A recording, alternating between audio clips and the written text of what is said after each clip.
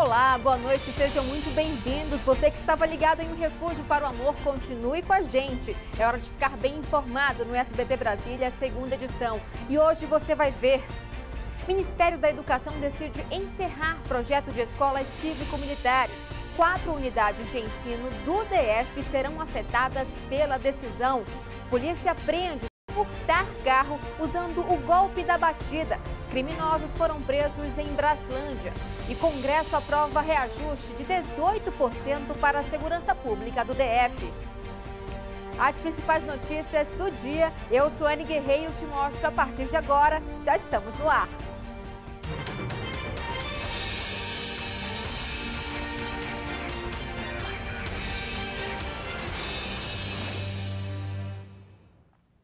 Falando em segurança pública do DF, a categoria conquistou hoje no Congresso Nacional a aprovação do reajuste de 18% que já vinha sendo discutido nos últimos meses. Paola Cuenca que vai contar pra gente, porque agora só depende do presidente Lula para que essa reposição salarial seja validada. Não é isso, Paola? Boa noite para você. Boa noite, Suane. Boa noite a todos. Olha, depende duplamente do presidente Lula para que, de fato, esse reajuste aconteça na prática. Primeiro, o presidente Lula precisa sancionar esse projeto de lei que foi aprovado no Congresso Nacional, que faz a liberação dos recursos que vão tornar, na verdade, algo real esse reajuste de 18% no salário tanto dos servidores civis quanto militares das forças de segurança do Distrito Federal. Vamos lembrar que, por meio de um acordo, ficou decidido que esse reajuste de 18% vai acontecer em 2 etapas. A primeira agora, em julho desse ano, um reajuste de 9%, que deve causar um impacto de 372 milhões de reais. E a segunda etapa, em janeiro de 2024, mais 9% de reajuste, o que deve, então, causar um impacto de 685 milhões de reais. Os recursos para o pagamento desse reajuste vêm do Fundo Constitucional do Distrito Federal, que é justamente um fundo com verbas federais para fazer uso em saúde, educação e também para as forças de segurança pública aqui do Distrito Federal. Depois de ter a sanção desse projeto de lei, é necessário que o presidente Lula também faça a edição de uma medida provisória, incorporando, de fato, esse reajuste salarial dentro dos pagamentos destes servidores civis ou militares da segurança pública do DF. Como a expectativa é de que esse pagamento já comece agora, a primeira etapa de reajuste em julho, a expectativa é de que já nos próximos dias a gente tenha tanto a sanção quanto a edição dessa medida provisória. Vamos aguardar. Com certeza, Paola, a gente vai informando aqui, sem dúvida, a cada passo. E a Polícia Militar acabou de prender os suspeitos do golpe da batida em Taguatinga. Para quem não sabe do que eu estou falando, na terça-feira, ladrões provocaram um acidente para roubar o carro de uma motorista. No dia, a repórter Vanessa Vitória contou esse caso para a gente. Vamos então voltar, a acionar a reportagem para falar com ela sobre como foi essa prisão. Boa noite, Vanessa. Conta pra gente. Oi, Suane, boa noite para você, boa noite para todo mundo. De certa forma, dá um certo alívio, né? Principalmente para as pessoas que estavam envolvidas aí nesse crime. Eu, inclusive, acabei de conversar com a passageira. Dá, de certa forma, uma aliviada, embora o carro ainda não tenha sido localizado. Eu vou contar um pouquinho da dinâmica desse crime. Da prisão antes, né? Você relembrou aí o crime, eles foram presos lá em Braslândia, ainda não temos efetivamente qual a participação de cada um, são suspeitos porque estavam justamente no Ronda. Olha só, eles estava tendo um patrulhamento habitual, a Polícia Militar estava ali por Braslândia e viu o carro, o Honda estacionado. Estava em frente ao colégio Vendinha. Aí um Voyage parou ali perto, os ocupantes desceram do carro e um deles entrou no Honda e ligou. Foi nesse momento que os policiais abordaram os dois. Eles estão na 18ª Delegacia de Polícia, lá para ser feito o flagrante e o reconhecimento. Suane, um outro ponto é que também apareceu na delegacia um terceiro homem e ele ficou detido. Sabe por quê? Ele ficou detido justamente porque ele diz que é o dono do carro, entendeu?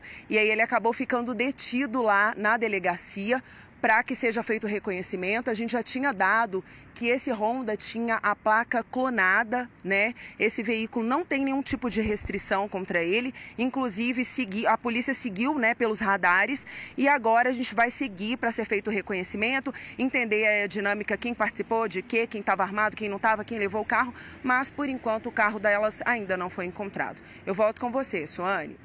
Obrigada pelas informações, Vanessa. Boa noite. E o governo federal decidiu encerrar o Programa Nacional das Escolas Cívico-Militares. Aqui no DF, 4 escolas fazem parte do programa e agora vão ter o regime de funcionamento alterado. Esse também foi assunto de debate hoje no Poder Expresso do SBT News. O jornalista Fernando Jordão, e é ele que conversa com a gente agora para explicar como vai ficar a gestão aqui no DF, porque há outras escolas que também têm a presença militar, mas de uma outra forma. Não é isso, Fernando? Boa noite para você. Boa noite, Suane. Boa noite a você que nos acompanha em casa. É isso mesmo, Suane. Hoje o DF tem 17 escolas nesse modelo cívico-militar. 13 delas vão continuar como estão porque fazem parte do projeto de gestão compartilhada entre a Secretaria de Educação e a Secretaria de Segurança Pública. Vou ler aqui para vocês, são as escolas Sede 3 de Sobradinho, Sede 1 da Estrutural, Sede 7 de Ceilândia, 308 do Recanto das Emas, Condomínio Estância 3 de Planaltina, 407 de Samambaia, 1 do Itapuã, 19 de Taguatinga, 1 do Núcleo Bandeirante, 1 do Riacho Fundo 2, 1 do Paranoá, 2 de Braslândia e o Celan, a 1 do Lago Norte. Já as 4 que serão encerradas nesse modelo de gestão compartilhada são o SED 416 de Santa Maria, o CEF 5 do Gama, o CEF 507 de Samambaia e o CEF 4 de Planaltina. Essas são, portanto, as 4 escolas que não mais terão uma gestão compartilhada entre forças de segurança e agentes de educação.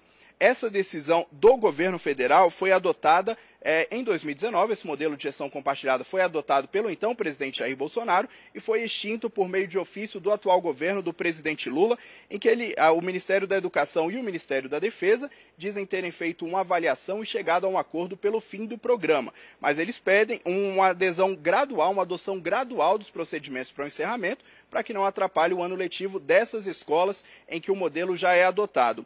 E a Secretaria de Educação aqui do DF também disse que vai adotar as medidas necessárias para atender ao governo, seguindo esse cronograma aí para não atrapalhar os alunos. Suane. Obrigada, Fernando, pelas informações. Então fica aí, né, o recado, que é só no final do ano que a gente vai ter, né, a transição desse modelo.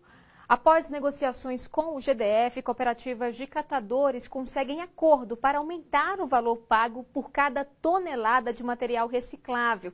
Na semana passada, a categoria fez uma manifestação na Estrutural pedindo melhorias nos valores. Gabriela Tunes. 4 dias depois da criação de um grupo de trabalho para debater o assunto, foi anunciado hoje que o valor pago por tonelada de material reciclável vai aumentar de 30% a 43%. Dependendo da situação de cada cooperativa.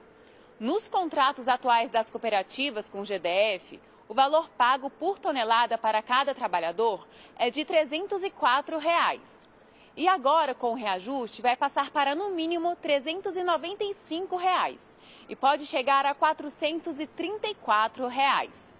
O próximo pagamento já será com o valor reajustado, o que vai proporcionar para cada trabalhador uma renda mensal de pelo menos um salário mínimo. O grupo de trabalho vai voltar a se reunir para debater reformas nos galpões e também medidas habitacionais e sociais aos trabalhadores. E hoje um caminhão da CAESB foi apedrejado no aterro da Estrutural. De acordo com a companhia, o veículo estava no local para fazer o descarte de ferro quando pessoas que tentaram furtar o material depredaram o veículo. A Polícia Civil está investigando o caso e o motorista, por sorte, não se feriu. Em nota, o SLU informou que os vândalos não fazem parte das cooperativas ligadas à autarquia nem as empresas contratadas, mas que está acompanhando e investigando o caso. Moradores de Planaltina reclamam de quedas frequentes de energia, que vem ocorrendo há cerca de 10 dias. Além da dor de cabeça para as famílias, o problema tem atrapalhado até a prestação de serviços na região. A repórter Vanessa Vitória foi lá conferir. Nesta clínica de odontologia que fica no setor tradicional de Planaltina, uma cirurgia quase ficou pela metade por causa da falta de luz. Quase, porque o gerador entrou em ação a tempo. A energia caiu e a esposa do paciente assustou, né? O que ia acontecer? O paciente já aberto, né? A boca. E aí a clínica tem gerador. Então, conseguimos terminar a cirurgia. E aqueles, né, que às vezes não tem esse recurso, como é que fica? Aí você tem que fechar o paciente e reagendar a cirurgia, quer dizer, é prejuízo. Já na casa da Luciana, as interrupções frequentes de energia estão atrapalhando diariamente o jantar da família. Começa às 18 horas e volta. Tem a queda, oscila a energia. Nossos aparelhos ficam assim, são aparelhos eletrônicos, tem placas que podem ser que pode queimar. O senhor Adalto e o Cristiano contam que a energia cai bem na hora que começa a escurecer, colocando em risco a segurança dos moradores. Era tudo escuro, breu. Até com a luz já é perigoso estar na frente, chegar em casa ou sair. Agora imagina sem energia. Eu moro no final da Gomes Rabelo, né, que é a segunda maior avenida aqui de Planaltina. E lá, quando acaba a luz, é uma escuridão total. E tem a mata, onde inclusive já aconteceu um assassinato lá, muito famoso. E, claro, a nossa família fica muito apreensiva com essa questão.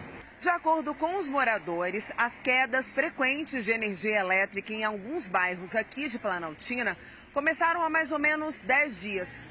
E acontecem sempre no horário de pico, por volta das 18 horas. Nós, população, que deduzimos isso, que são gatos, ligações clandestinas, né, que tem, e isso acaba pesando, forçando o fornecimento de energia, e nós que pagamos ali contas que não são nada baratas, né, acabamos no prejuízo. Os moradores que você conheceu nesta reportagem são do bairro Vila Vicentina, setor tradicional e setor sul de Planaltina, no Distrito Federal. Todos já abriram chamado na Neoenergia para tentar resolver a situação. Eu fiz uma reclamação por e-mail para a ouvidoria da Neoenergia, não obtive resposta ainda, e eu fiz uma reclamação pessoalmente ontem.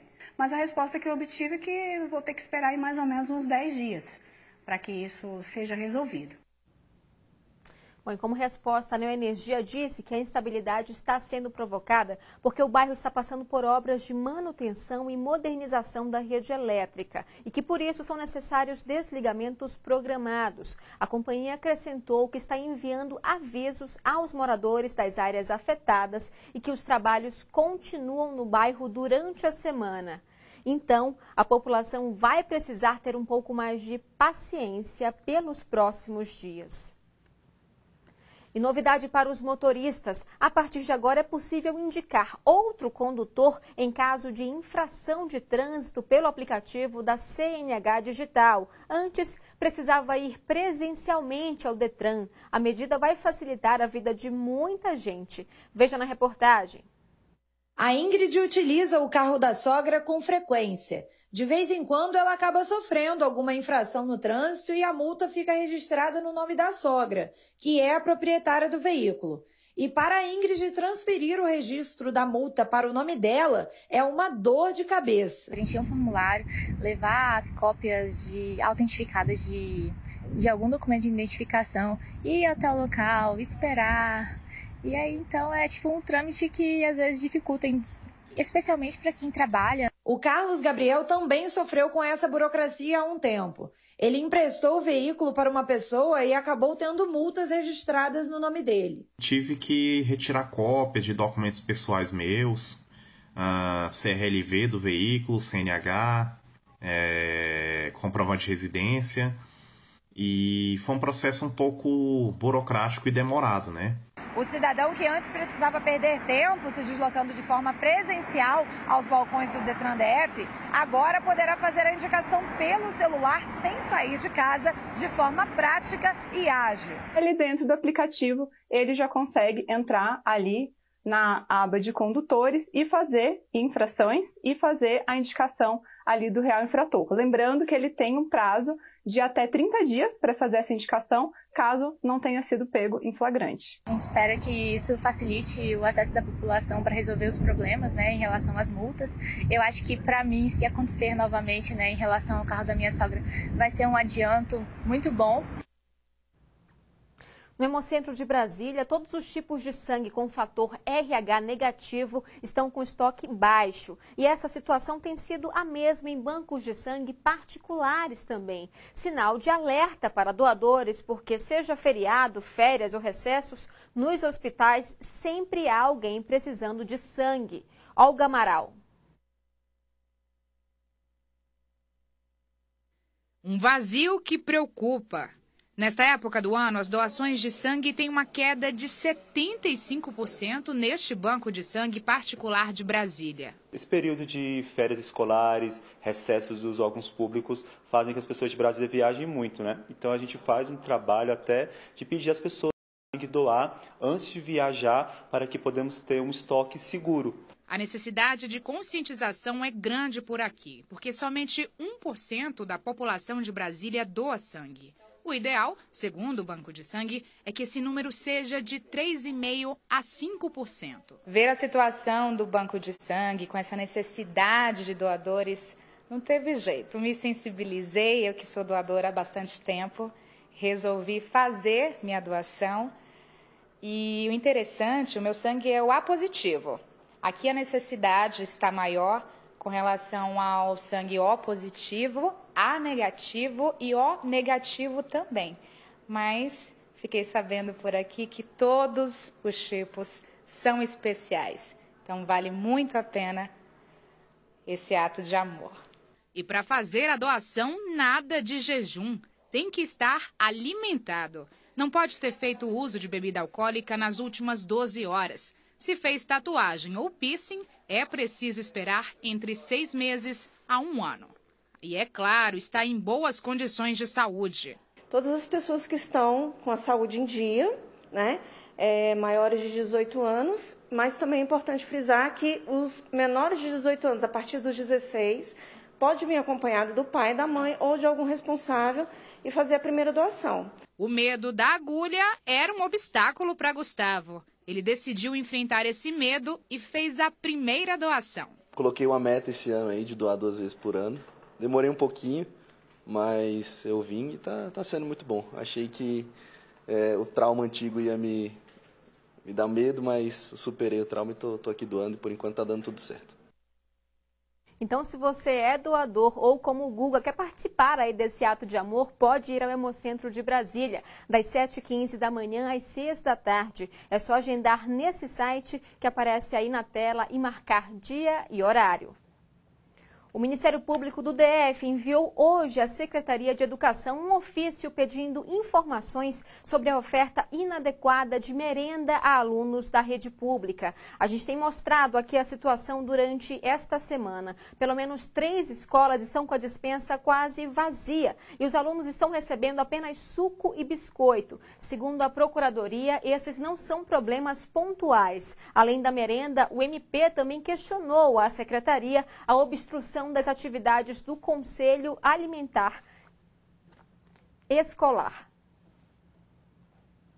Funcionários terceirizados da Copa e da Cozinha do Hospital de Base e do Hospital de Santa Maria, no Distrito Federal, paralisaram os serviços nesta quarta-feira por falta de pagamento da empresa Salutar. O pagamento deveria ter sido feito há 5 dias. Em nota, o IGESDF, responsável pelas 2 unidades, disse conhecer o problema de inadimplência salarial e está tomando as medidas para garantir que os funcionários recebam ainda hoje os valores e que não concorda com a condução adotada pela empresa Salutar, em especial no que diz respeito à falta de pagamento dos funcionários. E o nosso jornal volta já, não sai daí.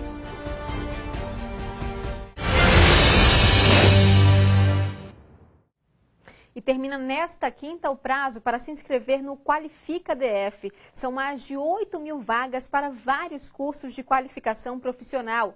As aulas são para cursos em várias áreas que serão ministradas em 5 regiões: Asa Sul, Guará, Paranoá, Planaltina e Taguatinga. Os interessados precisam preencher o formulário eletrônico disponível no site da Secretaria de Trabalho, que é o cedet.df.gov.br. O resultado final e a convocação para início das atividades deve ser publicado ainda nesta semana, na sexta-feira, dia 14.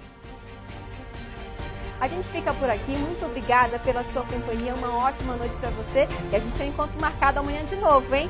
Até!